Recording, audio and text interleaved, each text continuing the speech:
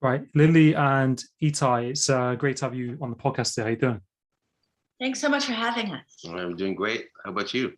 Yeah, no, you're welcome. Yeah, I'm doing really well, thank you. And it's a pleasure to have you guys on the podcast. I'm really grateful to have you on the podcast. And I'll just introduce your band members because you have some more band members who aren't able to make it today. But got Lily Aiden, yourself, Itai Disraeli, um, M. Gordy, and Hamid Saidi, if that's the right pronunciation. Yeah, very good.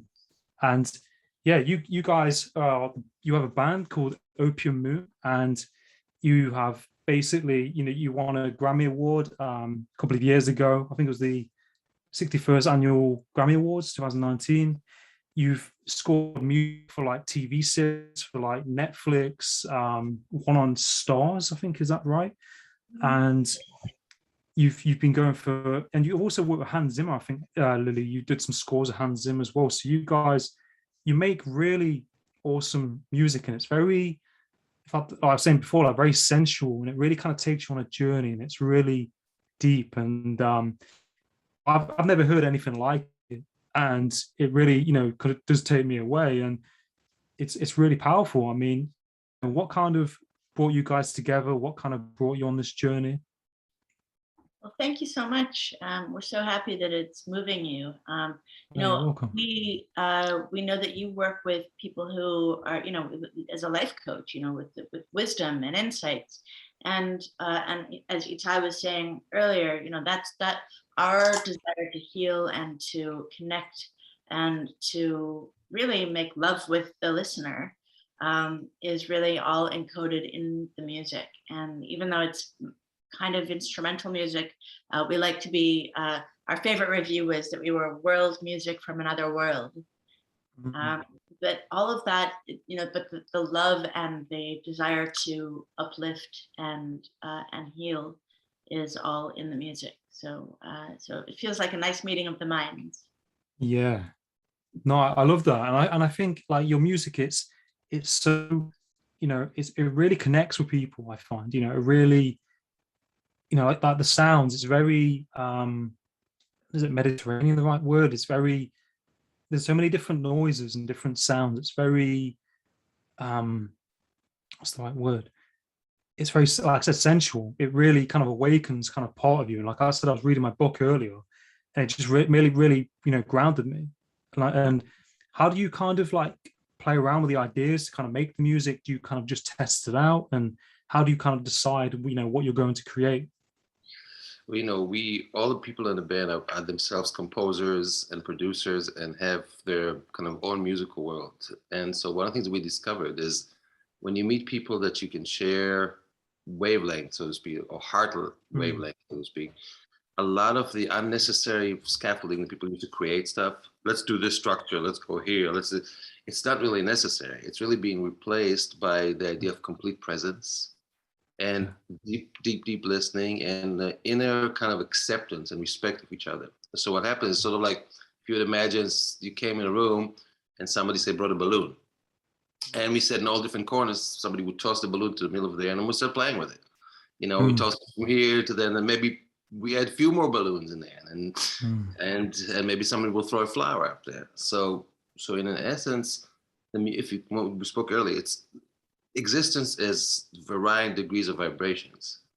The amazing thing with music, for instance, is, when we speak to have a good conversation, we need to be able to, one of us speaks and the other listens, and he speaks and she listens, but in music, if you think about it, you can have four people, in our case, having a conversation where everybody speaks and listens at the same time. And instead of horrible noise, it sounds like a beautiful, soulful, grounding, connecting kind of sound. If that's not magic, I don't know what magic is. And so whether we have like, say, musical themes. Somebody will bring a melody, or somebody will bring, but it will be sort of like more like, hey, let's go to San Francisco today. All right, how are we gonna go? All right, let's try this. And then we get on the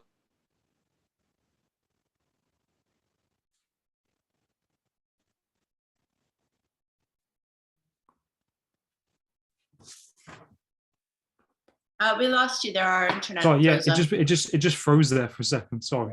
For us to, Yeah, you were saying like balloons in the air and like kind of the magic of that, yeah, and it's the just music. yeah. And so if you think so much of it, see, I love all kinds of music, you know, and I think there's Mm, amazing musicians today, from young to old. But to me, something that happened to the music in general, and I mm, call it the, you know, we've given a lot of our soul to automatic ways of creation, mm, you know, and it's not just machine like, it's machine like thinking about mm, creation stuff. So I think inside of this, we've created some new things, but I think we lost essential element of soul that every human being feels and needs and wants. And I think mm, what you spoke about, the response to our music, I think our music, in a way, answer this need of human being to connect, to feel mm, something that's deeper than like, okay, I get your great metronome and the great. We need that kind of like the ebb and flow of the heart, if you will. And this is, I think, this would live so vividly in our music. mm. Yeah, no, definitely. And that's something that I experience when I listen to the music as well. And I think especially when I've seen you perform live, you really connect with the audience. And there's like, the only thing you can hear is you guys playing and people listening and connecting with you. Yeah. And I've seen that you've done these TED Talk, you've done the opening or the closing for TED Talks as well. You've done a number of TED Talks. I mean, that's amazing. And I think your recent one was in Mumbai. And you had like 7,000 people there. Like Yeah. how did that happen? I mean, how's that? That must be amazing to be able to do that. Well, I got connected to the TED organization about 10 years ago and started doing a couple of TEDx talks. Those are Mm, affiliated talks with the big TED organization. And then I was invited to perform at the big TED conference a couple of years ago. And from there, we were invited. And really, Opium Moon is, we all have our solo careers, but Opium Moon is really kind of a shared heart mm, between us. And so when I was invited to do another TED Talk, I said, really the only thing I really want to share with the world right now is Opium Moon. And so mm, we talked about how the way we make music is really a blueprint for how to make peace in the world.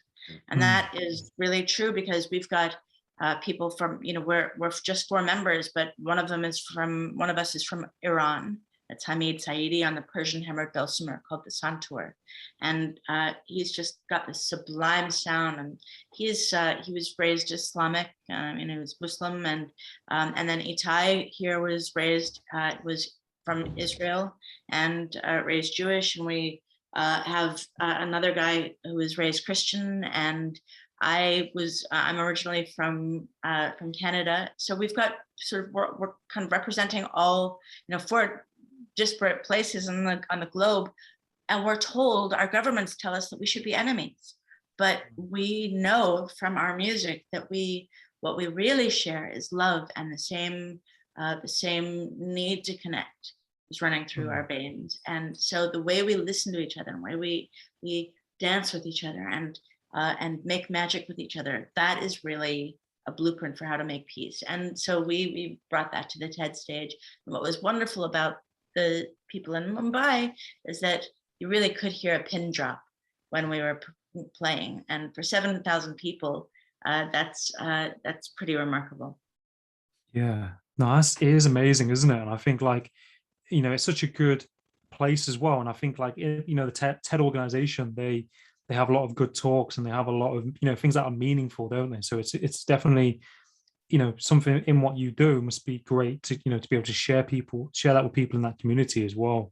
And be able to do that. And I think, like you said, it's really connecting with people, and there's really, a lot of healing and a lot of uniting, isn't there, with how music can connect people with each other. And like you said, people in your band are from, like, around Israel, like I said, Canada and America, and there's no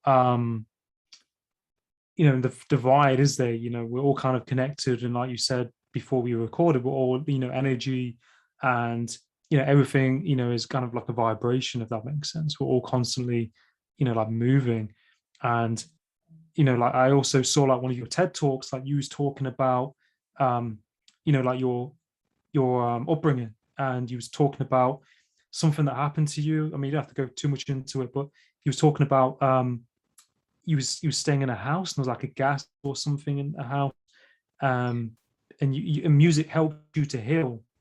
Yeah, yeah. There is a essentially there's a chemical that is Yeah. in 30 to 60 million homes around in America, and it's still shipped around the world. And it's in it was used to prevent termites, and it was in my house, and it was unleashed, and it caused brain damage actually. Mm, And the way I healed was through music, and so I was really mm, grateful to be able to share that. And in the process, I found that music is actually the most effective form of neurotherapy, and mm, causes neuroplasticity, which means that we can learn new things. We can that it basically helps. Music helps us to forge mm, new neural pathways, to be more creative thinkers, to be able to utilize the parts of the brain that are not being used just naturally. And so with that in mind, you can recover from any kind of issue with music. It helps everything. So that's what I was sharing. yeah. You know, there are many societies that they had ways of discerning the health of society by listening to the tone of the society. I Mm, think in China there was something called the fa. I think it was a bell that was in a court, and they used its tuning to kind of tune the country, so to mm, speak. And if you think about it, you know, even the word disease, right, is really dis-ease, right? In other words, the disruption of the natural ease that's happening. And what is ease? You know, ease in a way is when things harmoniously go together and kind of good. Dis-ease and they don't go harmonically together. And so in a way, you can tune the state of really anything through the right tone and the right vibration. It's obviously very complicated science, and what makes it more complicated is it actually has to be tuned.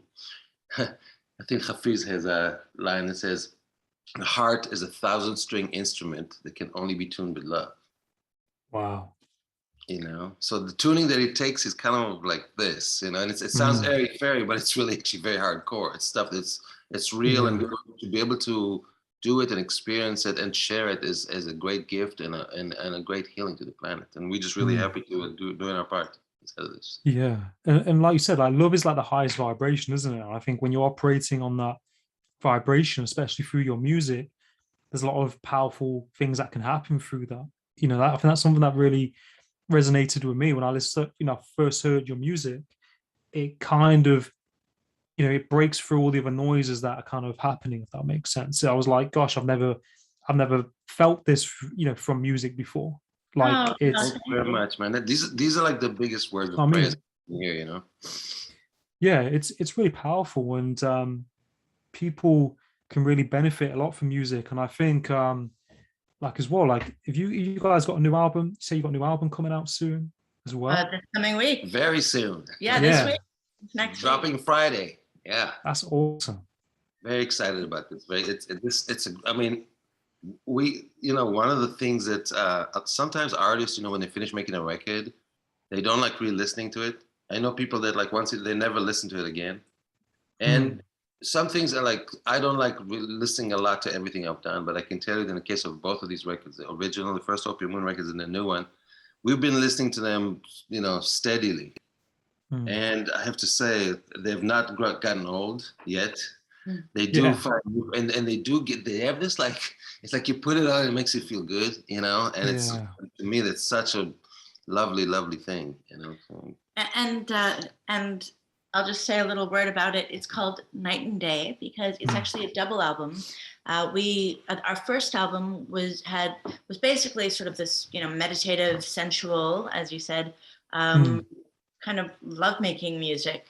And meditating or lovemaking music, and we really feel that there's so much magic in having that much space, but we also love to make people dance and mm, to and make people feel happy and upbeat. And especially because Itai on bass and MB on percussion, they're such a hot rhythm section. They just make you want to just move your, shake your butt. Yeah. And so we had this both sides of this dynamic expression. We wanted to express both of them, so we put all the lovemaking music on one album and all the dance music on the other, and called it Opium Moon Night and Day. No, I love that. It's that nice kind of blend of the two, isn't it? So people can kind of go on that journey through that, those two sections, or if they are in a certain mood, they can listen to one and then switch over to the next. Exactly. And we even we took a couple of themes and interpret them both in the night style and the day style. So you can get to hear how we feel, because let's say one of the tunes were written more of a fast tune, actually. And then we're like, hey, what happens if we like really slow it down? And we tried it, we just loved it, So we did a few looks of these, a couple of tunes, and then the rest of them are different. But sometimes, like you have a classical piece and then you take the theme, then makes it faster, slow, up, down, like all the permutation. Yeah. We play like this a little bit with some of the themes. And that also, in a way, is a metaphor for how perspective changes everything. You can be you can look at a situation, it's really the classic glass half empty or glass half full. So we really, so the way we basically took these themes and changed them completely, and the feeling is totally different, but the melody is the same, and it really is kind of perfect example of how the approach and your perspective can change everything. I love that. And I think like music can really change your perspective as well, can't it? I think if you listen to certain songs, it can really shift, your energy and, your mindset. And I think, that's like one of the powers of music and how it can really, affect people in a good way. By the way, the reason we're looking up is because our little kitten is attacking the sofa from behind. Oh, it's okay. Tearing the carpet. Yeah, she's trying to. It's a look. I mean, she doesn't look like a kitten anymore, but she actually is a kitten. Like a mini little tiger. Yeah, she is a little tiger. She's an itty bitty lion. She's gorgeous. Very, very nice, and she's got the nice gloves and everything, but she's very feisty. Oh, bless. She's gorgeous. And like, I think like with music, like you said, it really, do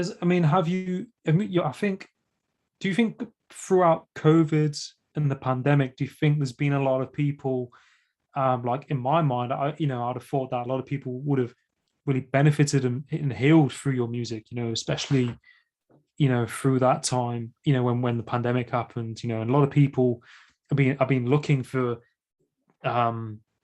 things to help them through that time. I think, music, a lot of people listen to music, when if they're stressed, or can just help bring people down. Have you found that? Have you Absolutely. I think that you just really hit the nail on the head here. I think in the Persian culture, I mean, the word, the role of opium, okay, is really the way they look at it is as something that takes the pain away. They don't have opium pandemic. They actually have what we say. We don't call the band Opium Moon because of opium. In fact, we're vehemently against what was done here, and the terrible disaster they created in the form of opioids. But we based the name on a poem from a Persian poem named Hafiz, and he basically the poem goes something like this. It says, "The birds' favorite songs you do not hear, for their most flamboyant music takes place when the wings are stretched above the trees, and they're smoking the opium of pure freedom." Opium of pure freedom. So we took. And then it goes on for a while, but the last line of the poem says, "I once asked a bird, how is it that you fly in this gravity of darkness? She responded, love lifts me." Wow. So the idea of like pure freedom and love lifts us is kind of like, this is kind of in a way what is in our music. And in this pandemic time where so much of our ability to move around is restricted, so much of our, and also one of the things that I think that the pandemic really is showing us that we are all connected. You know, like it or not, we're all connected. We can't take care of one little pocket here and ignore this because it's going to come around, you know. So our music basically, I think, offers a moment of reprise, a moment of gratitude and silence and kind of chill inside of all this madness. And I think that you're so right to say that if, as more people listen to it, it's going to really help them. And now, and we've heard from people to stuff to that effect. So yeah, definitely. Yeah, no, I think it's definitely, you know, like I said, with COVID and everything, like people, you know, are definitely looking for that outlet, aren't they? They're looking for something to help them, and I think your music definitely does that. And you know, it's really amazing how, you know, the music has that kind of energy to it. You know, you hear it, but there is like this energy with it. And I think in your music, there's so much going on in different ways. It kind of awakens your senses. Like there's so many melodies and sounds, and it's yeah, like I said, it's nothing I've never heard before. And it's you're welcome. And like, do you think, is it like, it must be rewarding seeing the process of music together, making it, editing it, and you know, piecing it all together, and then kind of seeing the final product? You know, how does that kind of work? You know, how's that? Well, it really, we came together as musicians that just loved the sound that we all made together. You know, we just, you know, we just were in love with everybody's playing. And so we got together as improvisers, really, and just to see what happened when we put our, you know, our musical hearts together. And it kind of, this kind of magical sound came out instantly. We had a couple of ideas, but the process of making it was kind of like a spontaneous combustion in a way, sort of like the Big Bang of its own, the Opium Moon universe. That's not too self-aggrandizing, is it? No. So the initial, the inception of it is really pretty much kind of like a spontaneous coming together. There are processes where, you know, we'll have a jam, and then Itai is the most disciplined about listening back and finding the gems from our jam. And then one of us will have, you know, will be given a melody. You know, it really is like channeling in a way. You know, from the second that this project was conceived, the melodies were just sort of given in their entirety. And then we got together and they spontaneously combusted into these beautiful pieces. And then I am probably the most fastidious of the bunch, and I would go through and take the best bits and then run it by him, and he'd tell me I'm crazy. What about that other bit that you forgot? And I'd put it back in. But the main, and then sort of, and then I mixed it, and then we brought in another mixer to sort of polish up what I did. So it has been a process, but the real creation is really, in a way, created in a flash of light together, almost in its entirety. There's not that much. I mean, there's a lot of kind of ruminating and sort of living with it and kind of shaping it a little bit after the fact, but for the most part, it really comes out almost intact and with very few edits or additions. So just to even clarify further what Lisa says, the first record, I think almost it's entirely, and the second record, most of it are really one takes, no overdubs, no, and even in the take of, we might have done maybe 1 or 2, maximum 3 takes of a song. There's, like I said, aside from very few places, there's really no overdubs. No, we did on the day of record, we did a little bit more sort of called production, but that even there are no drum machines, there's no metronomes, there's no, okay, let's do a rhythm track and come play solos of it. Because we're all producers, we're very good with a knife, and we're good with the, so we know we're producing stuff. We want 120 tracks with everything quantum. We do that too, but for Opium Moon music, we saw the magic, the true magic is like, the way we sound on the record, that's the way we sound live. If you come and say, guys, play something for me, that's what it would sound like. And we really, we fight to keep this. We fight the temptation, like, hey, what if we added a thing? What? And we really fight very hard, like, no, you know what? It's like a pure, like Larry said, it's really, you get these 4 people in the room, you tell them to, it's not even plug. I'm the only person who plugs a little because I have a little amplifier, but just open up your cases, take out your instrument and play, and what you will hear is this. So that to me means so much, Adam, you know, because, you know, it's so much of the music today depends on, it's got to be playback tracks. There's got to be 400 music. It's got to be like all this stuff. And without it, there's no music. And for us, in a way, it's kind of like jazz. You just open your instrument, play, and it's there. Yeah. And it's such a wonderful thing. Yeah.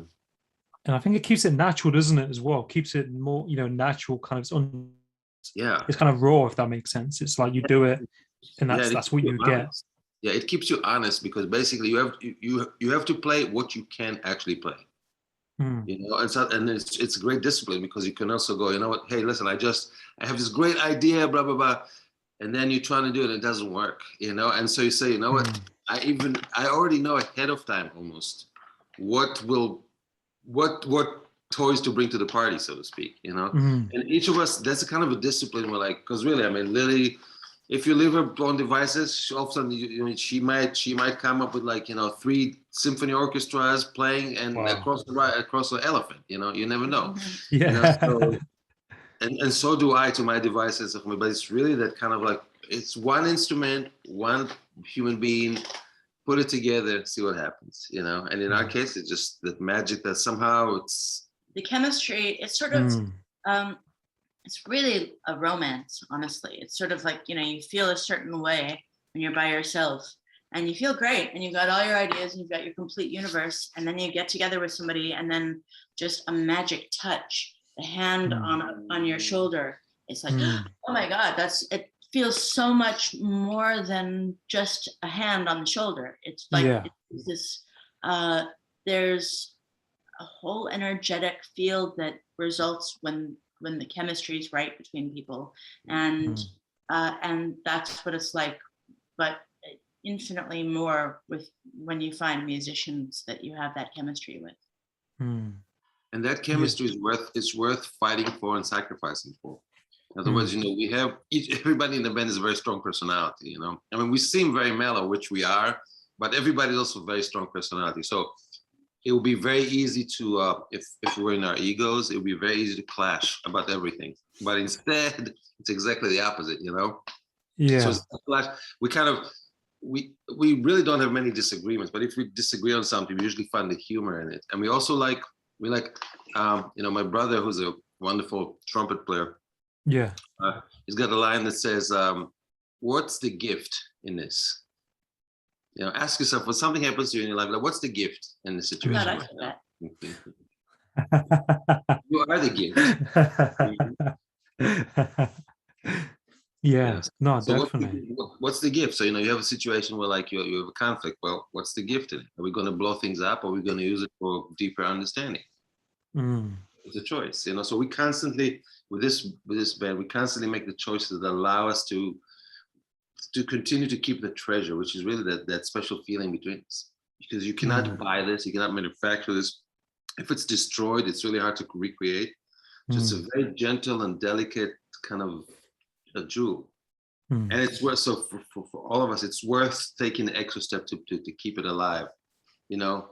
Yeah, most definitely. And I agree with you. And I think, like, in music, like you said, with the process of making it, putting it together, it's like, from what I'm hearing, is like, you know, it's better to have that kind of fluid kind of flow, that kind of, for it to be natural. And, you know, like, I think sometimes people, you know, we're all different. Sometimes people are perfectionists, they want things a certain way, but I think if you kind of go with it and just do the best that you can, and it kind of works better, you know, rather than people kind of pulling it apart and doing things. Or I think a lot of probably artists out there may edit a lot of their music before kind of putting it out, and then want it a certain way, whereas you're kind of going with the flow, so to speak, and trusting it and everything that everyone is doing. And look, we have very high standards, all of us. So in other words, if it did not sound good, it would not go out. It's not like we don't go like, oh, just because we did it, it's great.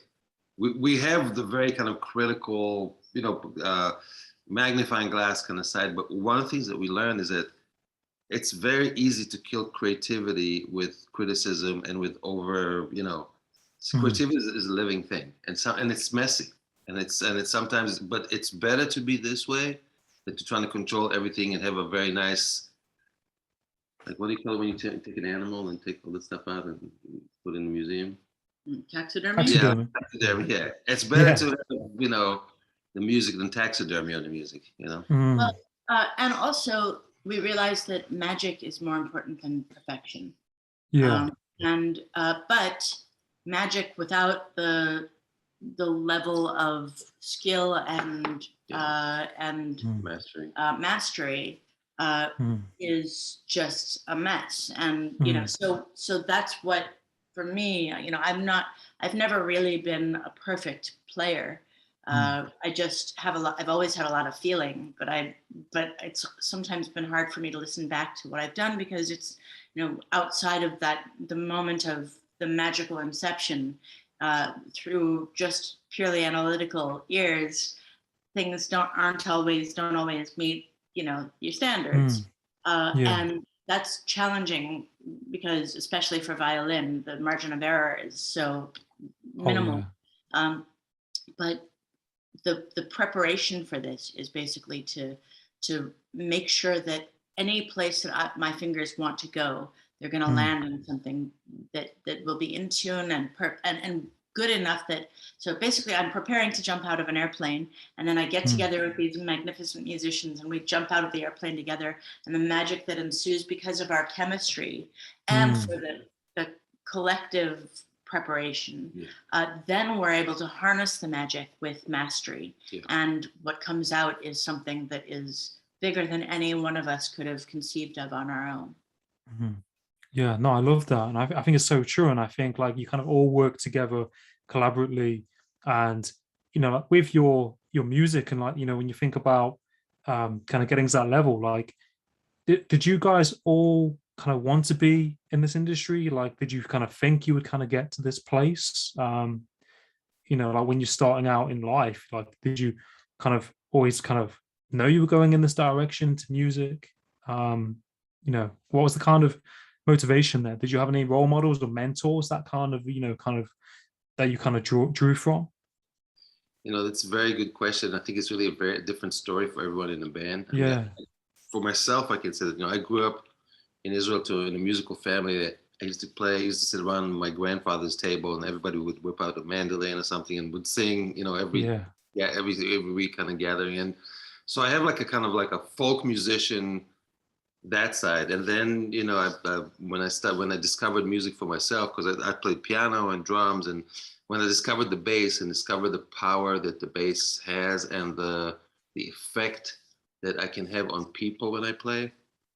Because I was, my early bands were like all like kind of hot bands that everybody wanted to hear, and so people were dancing, and I kind of felt the immediate sense between playing and people's joy. And when I was a little kid, my plan was to be the greatest bass player that ever lived. And then, of course, later I discovered that it's, that's even a silly thing to say, because, it doesn't work like this in art. It's not, Coltrane is not greater than Miles, what I'm saying? It's all, but what I discovered is I wanted to be the greatest that I can be to myself, and to really bring, because I discovered at some point that it's not even me really, it's really stuff that comes through me. So in a way, it's my responsibility to take that stuff and do with it the best I can. And like Lily said before, it's great to have access to magic, but if you don't have discipline, if you don't have mastery over yourself and over your instrument, you won't be able to translate it. So you may get a lot of great ideas, but it won't come out as what it is. So the reason we practice so long and so hard is to get it all out of the way. So when we play, there's no thinking. There's no like, will I hit that note? It's completely just free, so to speak. So, but I always knew and always had the sense that music will take me to where I want to go, to where I need to go in life. So I didn't know what the road will be, and I had many dreams and ideas on what it will be like, but I knew that music is the is some of my wings on this earth, you know. So yeah. Oh, I love that. I was, my mom was a singer-songwriter and also a comedian. And she used to joke, I think I may have even said this when I talked to you on my own a couple months ago, that my mom used to joke that I started playing violin in the womb and it was very irritating. But I had a dream that I could play violin at 7 years old, and my mom was generous enough to follow the dream, and so I started playing violin just before my 8th birthday, and it was always my heart, but I didn't have any examples of how somebody could make a living at, you know, really doing music. So I thought I was going to be a human rights lawyer, and I went to college for political science. And when I started playing for people, I saw that the effect that music had on people seemed to be so much more direct and powerful than any effect I might be able to have with public policy. Yeah. That and more fulfilling to the soul. That I thought, you know, let me just do this with all of my heart and integrity, and I do a lot of concerts for different good causes as well. So I've continued to have a point of view and a human rights, you know, humanitarian imperative in the music, but it really, it's the most fulfilling life I could possibly have. Yeah. And you know, they're not here, but I kind of want, and I can't speak with complete authority about their early lives, but I just want to say that both Hamid Saidi is a santoor master from Iran, and who studied with some of the greatest teachers and done a lot of work in both as a film composer, as a producer, as his artist in his own right with his own ensemble. Again, long and illustrious career over there and over here, you know, just being really recognized as one of the most beautiful players, you know, and we just so fortunate to have our brother with us with his beautiful sound. And then M.B. Gordy, again, it's one of the most sought after percussion player in Los Angeles. He plays on countless movies, productions, you know, he played with many famous bands. A great guy, great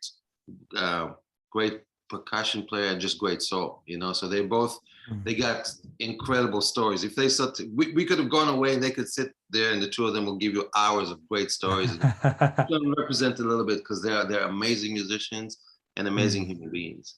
So I hope it does a little justice to their, you know, illustrious careers.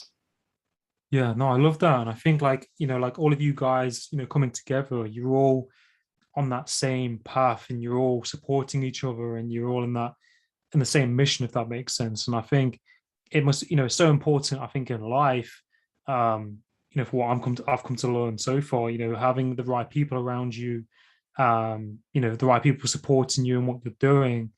And I think sometimes along the way, you get people who might say, "Oh, why are you doing that for?" Or, you know, "Why don't you do this?" Or, "Why don't you do that?" And I think, you know, you guys all supporting each other is really lovely. And I think that's something that, you know, people should do, shouldn't they? They should support you in what you want to do. I mean, do you kind of find that, you know, in life, you know, having that, trying to seek that right support? Yeah, being supported is one of the is actually, you know, for musicians, you know, in the old days you would have patrons of the arts, and now it's kind of it's a lot harder to make a living as an artist.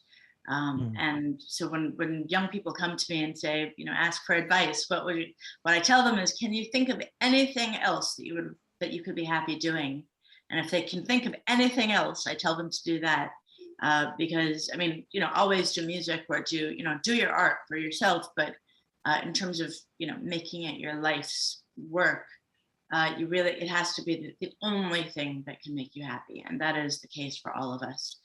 So it, you know, in that, it really doesn't matter who supports. If we're just doing it for yourself, if you're just doing it for, you know, if you have to make music, you have to make your art, then you have to honor that.